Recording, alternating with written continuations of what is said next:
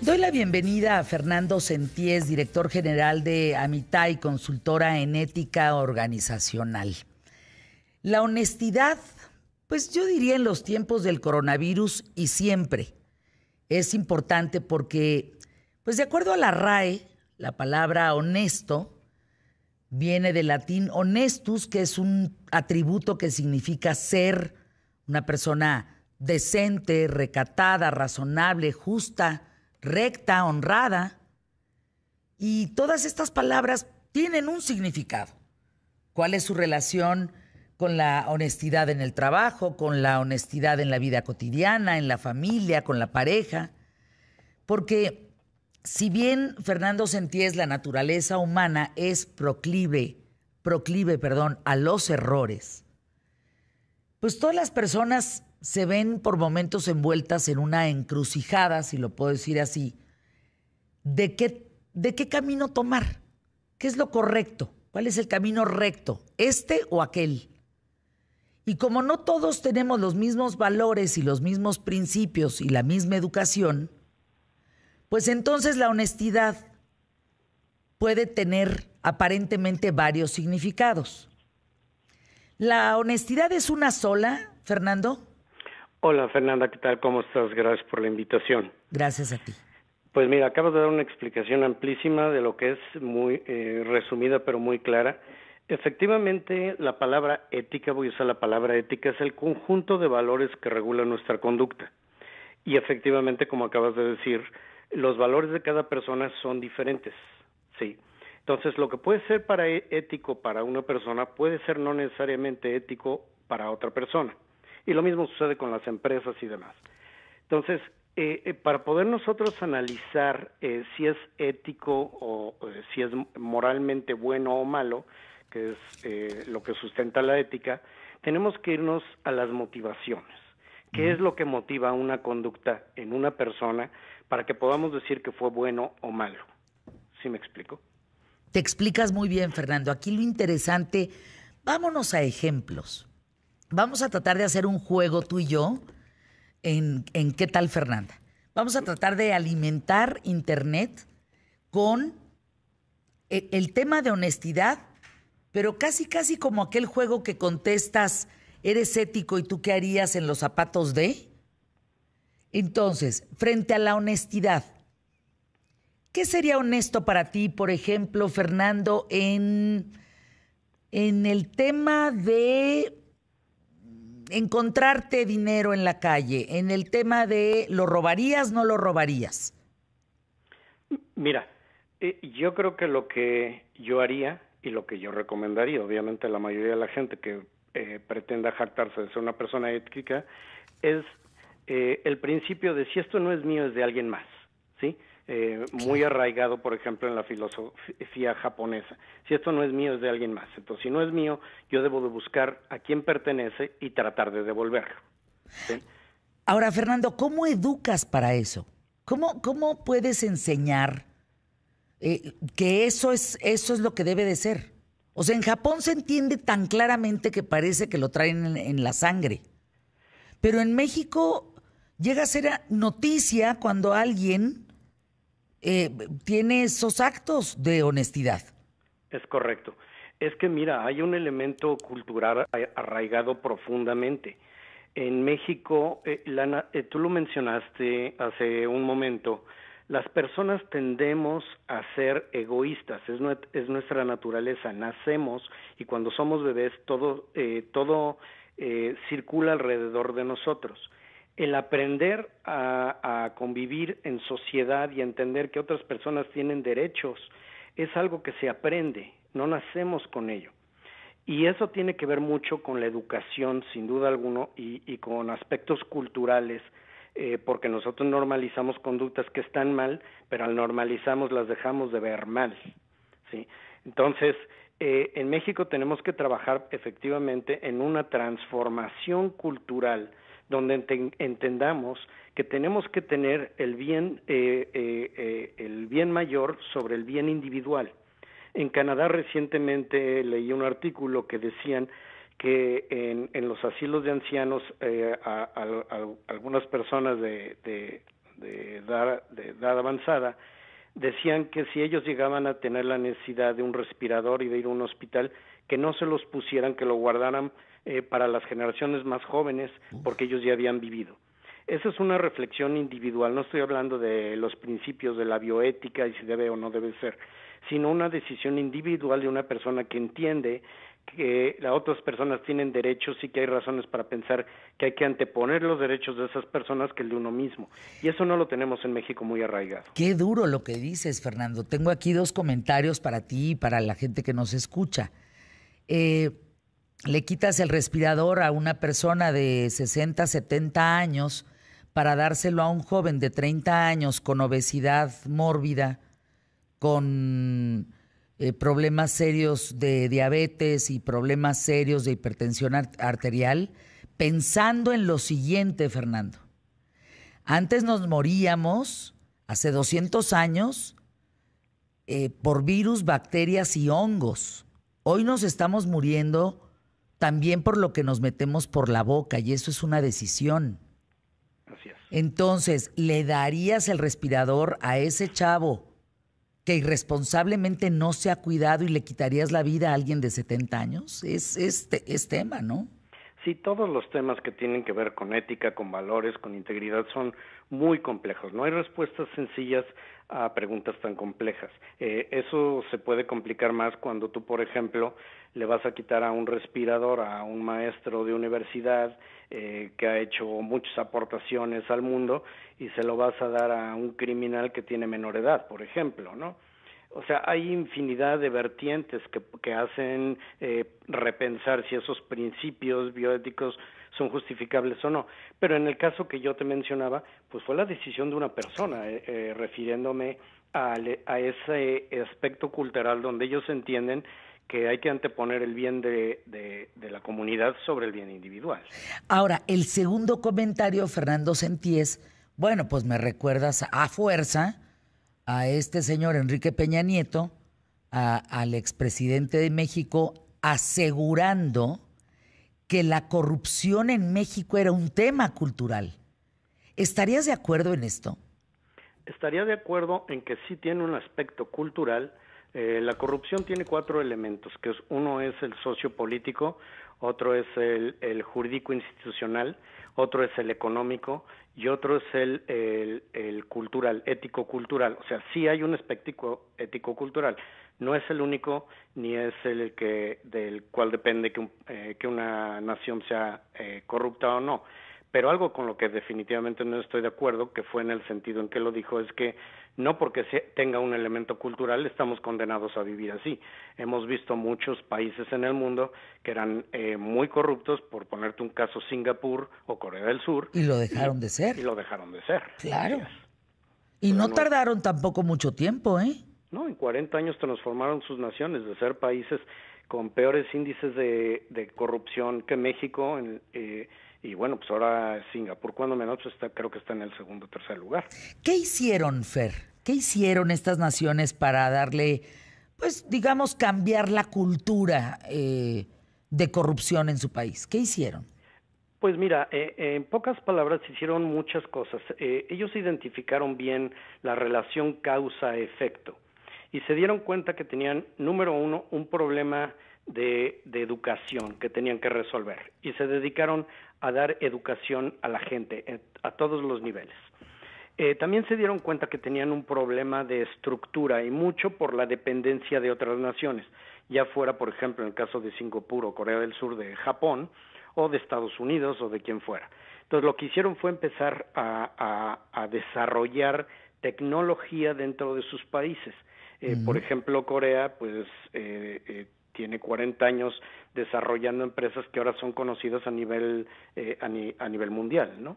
Como Samsung mismo, por ejemplo, Kia, todas estas marcas, pues que ahora son muy reconocidas. Entonces, desarrollaron tecnología desde poner internet gratuito para acceso a todos los lugares del país, la educación, y cambiaron también el aspecto jurídico institucional. Empezaron a crear instituciones que pudieran controlar o de alguna manera limitar la autoridad de una sola persona.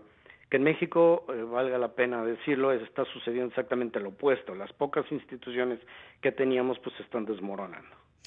Fíjate qué interesante. Vamos a tener que ir a una pausa en breve, en un minuto, pero el desempleo que estamos viviendo, ¿no? Y que vamos a vivir terriblemente a futuro como consecuencia del coronavirus, pues eso no impide que se sigan pues generando miles de contagios. Claro. Golpea con la misma fuerza a los sistemas de salud, a la economía mundial, a los sistemas políticos. Es embestida tras embestida, ¿no? Y números de muertos, pues que sigue a la alza. Sin embargo, el populismo y la mentira o falta de honestidad, pues son actitudes que se han caracterizado y que han caracterizado a un aparato público federal en México que pues reaccionan como si algo estuvieran ocultando. Así es. Ahora, ¿sucede esto mismo en todo el mundo? Es decir, ¿hay información que la gente debe de saber o que se puede ocultar por el bien de una nación? Mira, Es tema, ¿eh? Sí, hablando concretamente, yo creo que sí hay información que todos los países, por ejemplo, por supuesto, deben de proteger por seguridad nacional. Yo no creo que sea el caso la información que estamos viendo en relación a lo del COVID-19.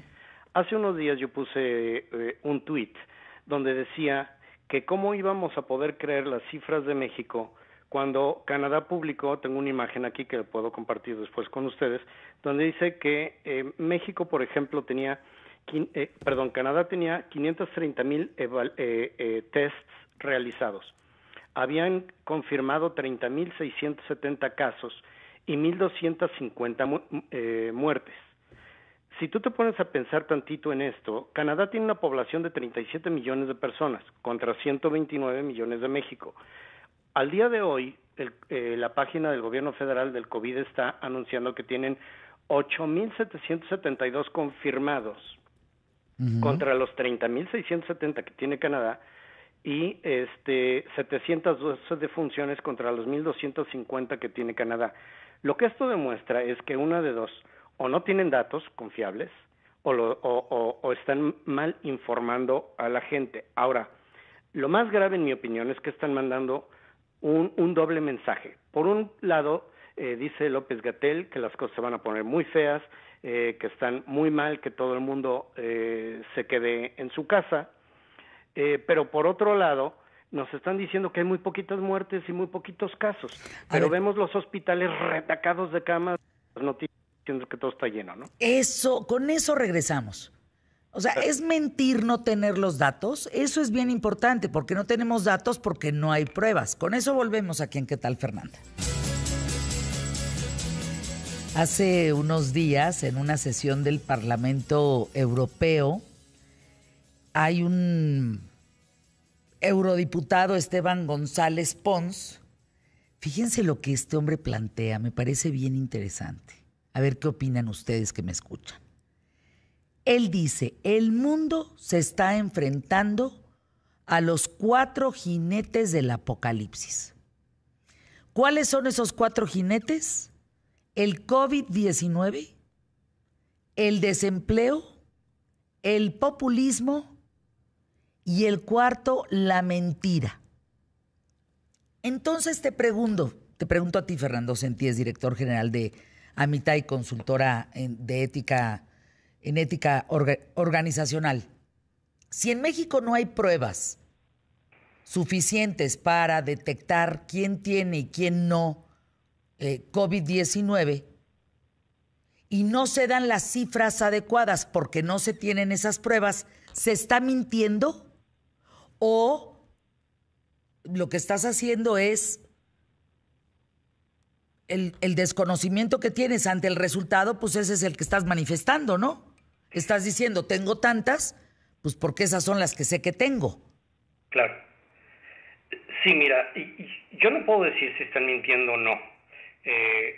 Yo creo que sí saben tanto Hugo López-Gatell como el presidente y todos los que están involucrados en la integración de estas cifras, gente del IMSS, del ISSSTE, que no están haciendo lo que está recomendando la Organización Mundial de la Salud, que es hacer pruebas aleatorias de toda la población, porque es de la manera en que tú podrías ver de manera aleatoria qué porcentaje de las personas realmente están enfermas, como lo han hecho en otros países, como mencioné en Canadá. Pero en México nada más se las están haciendo cuando las personas llegan ya con síntomas al hospital. Es decir, eso no es suficiente, eso no nos da una imagen de lo que realmente esté pasando. Y eso sí lo deben de saber, yo creo que nada más lo están maquillando por un lado, pero eso va a tener consecuencias mucho más graves, porque la gente sigue haciendo su vida normal pensando pues, que las cosas no están tan mal como las pintan. Ahora, fíjate, frente a esta pandemia, no solo es la respuesta, como que yo veo dos vertientes, Fernando, no solo es esta respuesta mentirosa o no de cifras de un gobierno, de no acatar las sugerencias de la Organización Mundial de la Salud. También frente a esta contingencia hay un tema que me parece bien interesante, Fer, que es la ética de las empresas, la ética del jefe, la ética de la cabeza, ¿no? Del líder de esas manadas, de esos grupos, pues.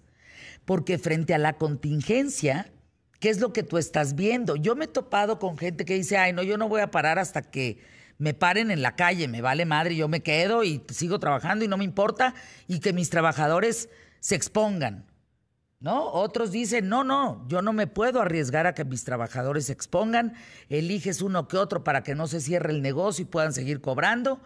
Y en fin, ¿tú qué estás viendo en la ética de los jefes de las empresas, pues?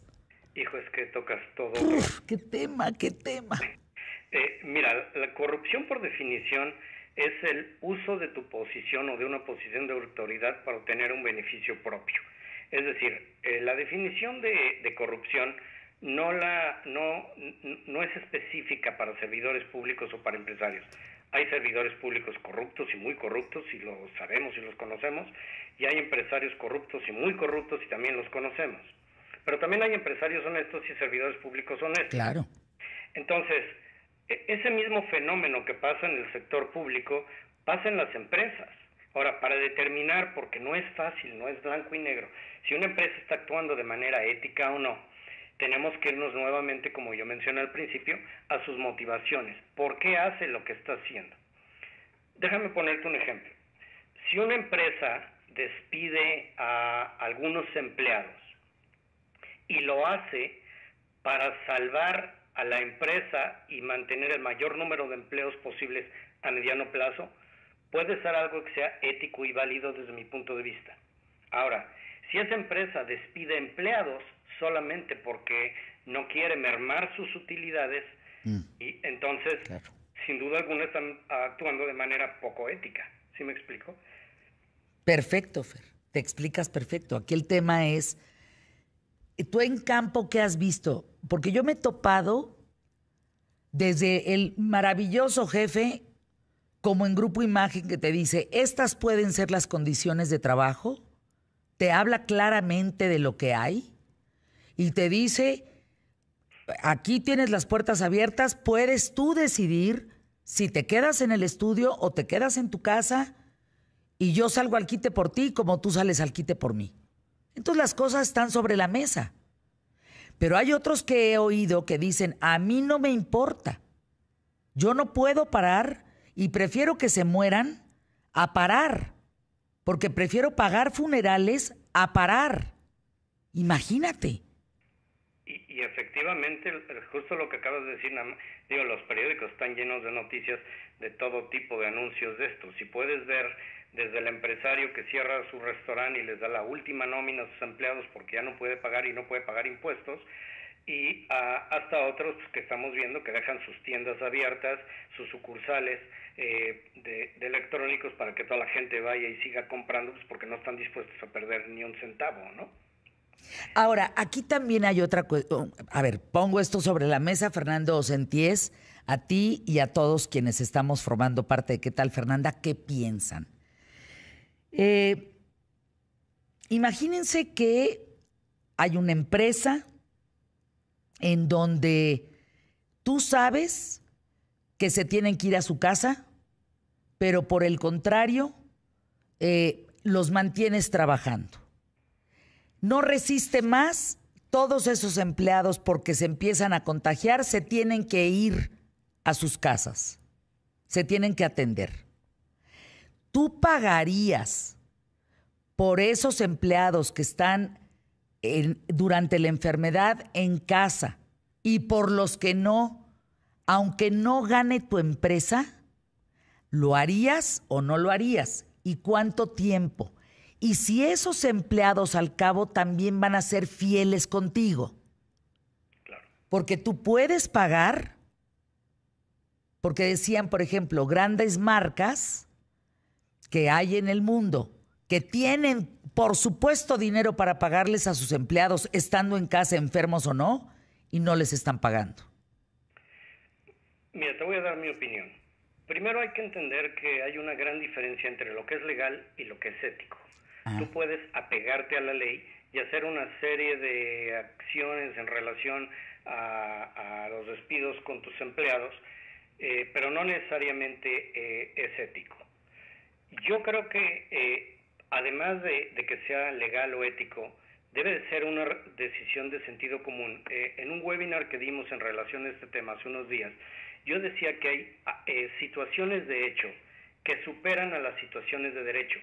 El presidente López Obrador decía que iba a haber consecuencias para las empresas que despidieran empleados. Él podrá decir misa con todo respeto a la figura del presidente, pero si las empresas no tienen el dinero, y estoy hablando de que el 70% de las empresas, casi 80% son pymes, pequeñas y medianas empresas o pequeñas y microempresas, no tienen para soportar más de 30 días de contingencia porque no tienen flujo de efectivo suficiente. Es decir, va a haber un momento en que ellos tengan que vender sus activos para poder pagar los impuestos o para poder pagar la nómina o cualquier gasto que tengan, cualquier compromiso o endeudamiento que tengan. Fíjate, Fernando, que mandaba yo una nota hace 15 días. Dije, aguas con el tema de las pymes, porque al cabo, si estas truenan, estás hablando de más de 30 millones de personas sin empleo en México. Así es. Eso es una pandemia de desempleo terrible para este país. Es correcto. Si truenan las pymes. Y las consecuencias que eso trae, como inseguridad, en fin, una serie de consecuencias sociales terribles. ¿Cuándo es válido, desde la perspectiva de la ética y de la ley, en fin, cuándo es válido despedir al personal de una empresa? ¿Cuándo? Digo, porque más allá de los cariños y los agradecimientos, pues si no hay, ¿cómo le haces? O sea, ¿de dónde carajos pagas, Fer? Sí, ¿Cuándo es válido decir, híjole, no, de veras no puedo? ¿Te tengo que despedir? Yo creo que lo mejor, la primera acción que deben de hacer las empresas, y es la recomendación que nosotros hemos hecho a nuestros clientes, es negociar con los empleados en una primera fase, decir, ¿saben qué? Los números no mienten y los números nos dan hasta tal día. Si yo no hago algo para prevenir esto, me voy a tener que declarar en suspensión de pagos y posteriormente a la quiebra, y entonces todos vamos a estar sin empleo. La gente es consciente y la gente lo entiende. Yo creo que la mayoría de la gente en las empresas estarían de acuerdo a negociar una situación temporal que además es permitida por la ley, como por ejemplo una jornada reducida con una compensación reducida temporalmente. Eso lo que hace es como hacen en los barcos cuando hay una tormenta, pues echar carga por la borda, tratando de mantenerlo a flote, y cuando las cosas se recuperen, pues las cosas vuelven a la normalidad y los sueldos regresan a su estado normal. Fer, es la recomendación que yo haría. Dame por favor tus datos, danos tus datos, Fer, porque tengo que irme a los spots QTF. Es interesantísimo lo que estás comentando el tiempo por hoy. Tengo que entregarlo a los spots QTF. Cuéntame, ¿dónde podemos seguirte? Mira, nos pueden seguir, me pueden seguir a mí en Twitter a través de F-Sentíes. Nos pueden seguir a través de las redes de Amitai en la página www.amitai.com y nos pueden llamar por teléfono al 9000 4050.